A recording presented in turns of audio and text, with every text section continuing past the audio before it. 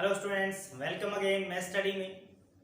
मैं नरेंद्र सर आप सभी का मैथ स्टडी में स्वागत करता हूं। सो बेसिकली 2.1 में जो क्वेश्चंस हैं हमारे linear equation with one variable से रिलेटेड वो मोस्टली कंप्लीट हो चुके हैं। और मैं आपको एक बात बता दूं कि वो क्वेश्चन आपको तभी आएंगे जब आप उन क्वेश्चंस का ज़्यादा से ज़्यादा प्रैक्टिस करेंगे, क्योंकि क्वेश्चन है वो उसी फॉर्म में आपको मिलेंगे। सो हम एक्सरसाइज 2.2 स्टार्ट करने वाले हैं, जो बहुत ही अमेजिंग एक्सरसाइज है। यानी कि आपको इसमें कॉन्सेप्ट बनाना है जैसे हमने पहले डिस्कस किया था स्टार्टिंग में। चलिए क्वेश्चन को रीड करते हैं। क्वेश्चन को बनाना कैसे है वो मैं आपको बताऊंगा। क्वेश्चन है कि 3 नंबर्स आर इन रेशो 4:5:6। 3 नंबर है जो आपको 4:5:6 की टर्म में गिवन है।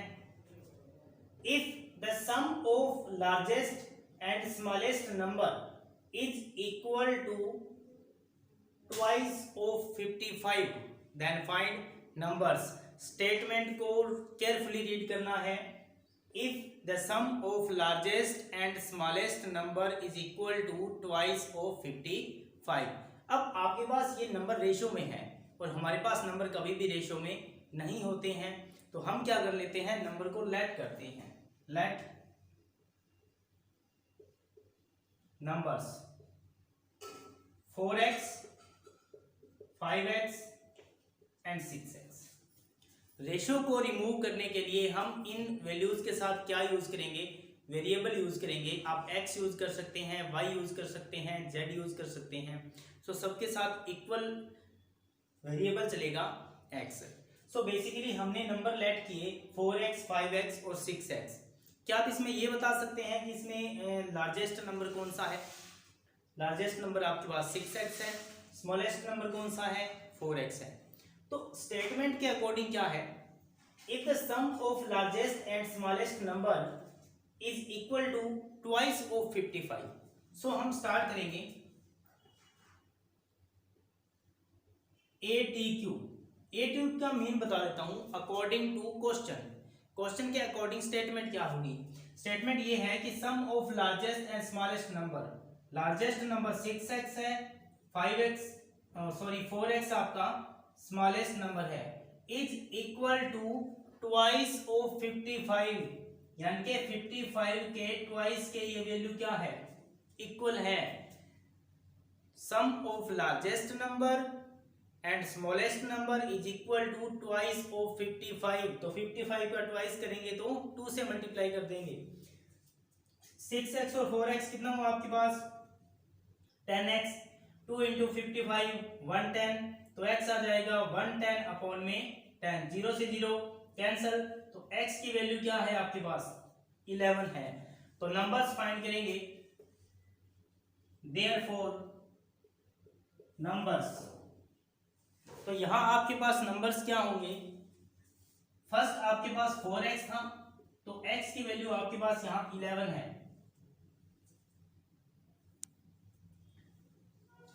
11 4 जा 44। 5x, x की वैल्यू आपके पास यहां 11 है, तो 5 इंटू 11 55। 6x, x की वैल्यू 11 है, तो 66। अब आपके पास जो नंबर है वो 44, 55 और क्या है, 66 है।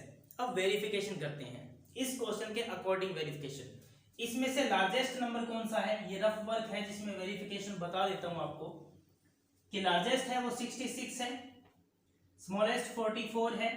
इनको ऐड करो कितना होगा? 110। इक्वल इसने बोला है कि ट्वाइस ऑफ 55, 55 का ट्वाइस करेंगे तो कितना होगा? 110। क्या ये दोनों वैल्यू इक्वल है? Yes.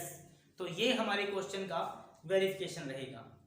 So question number second, इसमें मैं आपको कुछ क्वेश्चन है जो सेल्फ सॉल्व करवा दूंगा, कुछ आपको सेल्फ करने हैं, क्योंकि इससे आपका एज्यूम करने का और एज्यूम करके इक्वेशन को क्रिएट करने का जो आपका मेथड रहेगा वो आपका क्लियर रहेगा। क्योंकि इसमें सबसे मेन यही होता है कि आपको क्वेश्चन की लैंग्वेज को समझना है। क्वेश्चन की लैंग्वेज अगर आप समझ गए तो क्वेश्चन आपका सेकंडों में हो जाएगा। अब इस क्वेश्चन को रीड करते हैं। If 10 be added to a 4 times of a number, कि अगर 10 को किसी नंबर के 4 टाइम्स में ऐड करें, then result is 5 less than the 5 times of the number, तो रिजल्ट रहेगा वो उस नंबर के 5 टाइम्स से 5 लेस रहेगा। तो हमारे पास नंबर नहीं है, इसने एक नंबर के बारे में बोला है कि ये नंबर उसमें ऐड करना है, मल्टीप्लाई करना है, तो नंबर नहीं है। तो हम यहाँ लेट कर लेते हैं, लेट दैट नंबर x। तो हमने नंबर क्या लेट किया, x। अब अकॉर्डिंग टू क्वेश्चन चलेंगे। स्टेटमेंट क्या है, if 10 be added to 4 times of a number, आपको उस नंबर के 4 टाइम्स में कितना ऐड करना है, 10। नंबर क्या है हमारे पास, x है। अगर इसका 4 टाइम्स करें तो क्या होगा, 4x होगा, और 4x में आपको क्या ऐड करना है, 10 ऐड करना है। तो फर्स्ट इक्वेशन बनेगी 4x प्लस 10। क्लियर हुआ? रिपीट कर देता हूं, if 10 be added to the 4 times of a number, इस नंबर के 4 टाइम्स में 4 टाइम्स करेंगे तो 4 से मल्टीप्लाई, क्या ऐड करना है, 10। देन रिजल्ट का मतलब कि अगर इसे सॉल्व करें तो इक्वल में जो इसका रिजल्ट आएगा, then result is 5 less than 5 times of number, उस नंबर के 5 टाइम्स से कितना लेस देन है, 5। तो नंबर का 5 टाइम्स क्या होगा, 5x, कितना लेस देन है, 5 है। सो 4x आपके पास एज इट इज है, प्लस 10 इक्वल टू है 5x माइनस 5। तो हम क्या करेंगे, 4x को इस साइड ट्रांसफर कर देंगे और 5 को लेफ्ट हैंड साइड ट्रांसफर कर देंगे। तो 10 एज इट इज रहेगा, ये 5 ट्रांसफर होगा पॉजिटिव, 4x ट्रांसफर होगा नेगेटिव। तो 10 प्लस 5 15 हो जाएगा, और 5x minus 4x only x हो जाएगा। तो आपके पास जो नंबर है उस नंबर की वैल्यू क्या होगी, 15 होगी। क्लियर हुआ? अब हम इसे उस कॉन्सेप्ट में पुट करते हैं। ये नंबर है एक्चुअली आपके पास 15 का कितना टाइम्स करना है आपको, 4 टाइम्स, कितना हुआ, 60 हो गया। कितना ऐड करना है इसमें, 10 ऐड करना है। आंसर क्या हुआ आपका, 70 हुआ। क्लियर हुआ फर्स्ट स्टेटमेंट से? सेकंड ये है, the result is 5 less than 5 times of the number, अगर इस नंबर का 5 टाइम्स करें तो 15 5 जा 75, और इसे कितना लेस करें, 5, तो आपका आंसर भी क्या रहेगा, 70 ही रहेगा। तो ये वेरिफिकेशन है, आपको वेरीफाई नहीं करना है। क्वेश्चन ये था कि एक नंबर है जिसके 4 टाइम्स में अगर हम 10 ऐड करें तो उसका जो आंसर रहेगा इक्वल में, वो आंसर उसी नंबर के 5 टाइम्स से 5 लेस देन रहेगा। सो नंबर मैंने क्या लेट किया, x। फर्स्ट स्टेटमेंट क्या है कि उस नंबर के 4 टाइम्स में अगर हम 10 ऐड करें तो इक्वल में जो इसका आंसर है वो उसी नंबर के 5 टाइम्स से 5 लेस रहेगा। सो 5x माइनस 5, तो 4x प्लस 10 है, 5x माइनस 5 हो जाएगा। तो ये 5 ट्रांसफर होगा प्लस, और 4x ट्रांसफर होगा माइनस। सो नंबर क्या होगा आपके पास, 15। Hello students, so next example इसी एक्सरसाइज 2.2 का रहेगा हमारा। क्वेश्चन है, फादर से present age is 4 times of Sonu. Sonu है वो सन है किसका, फादर का, ऑब्वियसली फादर का सन ही होगा। सो फादर सा present age is 4 times Sonu सा एज। आफ्टर 5 ईयर फादर सा age will be 3 times Sonu सा एज, देन फाइंड एज। अब आप ये बताइए कि अगर मैं प्रेजेंट एज की बात करूं तो प्रेजेंट एज जैसे मान लो कि मेरी 50 है, तो मेरे फादर की क्या होगी, अप्रोक्स 75 होगी, 80 भी हो सकती है, कोई बड़ी बात नहीं है। तो फादर है वो प्रेजेंट एज में अपने सन से क्या होगा, बड़ा होगा।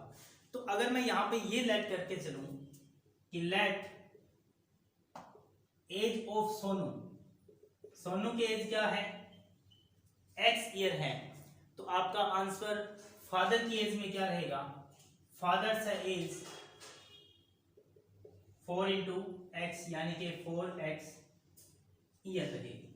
ये कैसे हुआ, जैसे मान लीजिए कि आज मेरी एज है वो 30 ईयर है, और my father is 2 times of my age, मेरे फादर हैं मेरी एज के 2 टाइम्स हैं।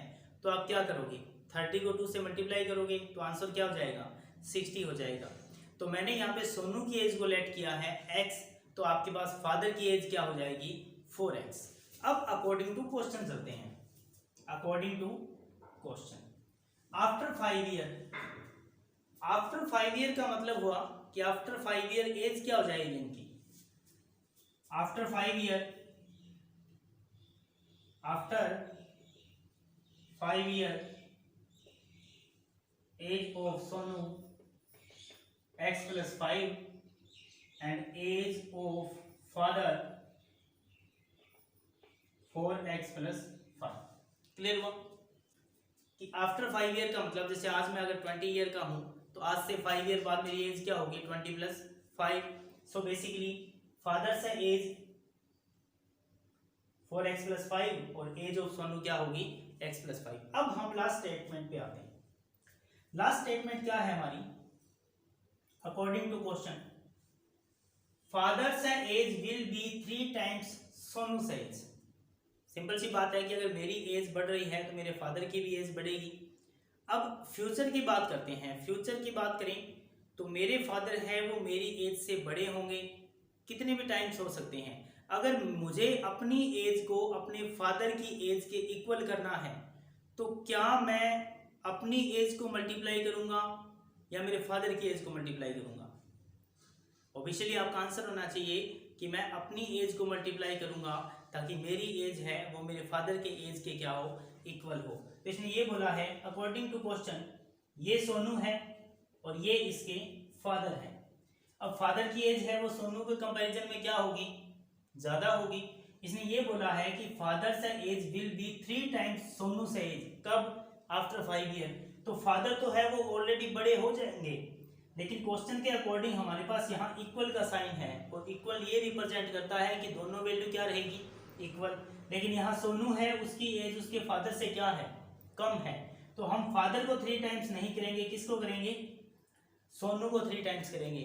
अगर सोनू की एज को 3 टाइम्स कर दें तो वो किसकी एज के इक्वल हो जाएगा फादर की एज के इक्वल हो जाएगा। सो अगर यहाँ से मल्टीप्लाई करें तो 3x+15 4x+5, तो 5 को आप इधर ट्रांसफर करो 3x को उधर, तो 15 - 5 4x - 3x, तो 4x में से 3x - x 15 - 5 क्या हो जाएगा आपके पास 10 ईयर हो जाएगा। सो बेसिकली अगर मैं आपसे ये कहूं तो सोनू की एज क्या होगी 10 ईयर, तो एज ऑफ फादर क्या होगी उसकी,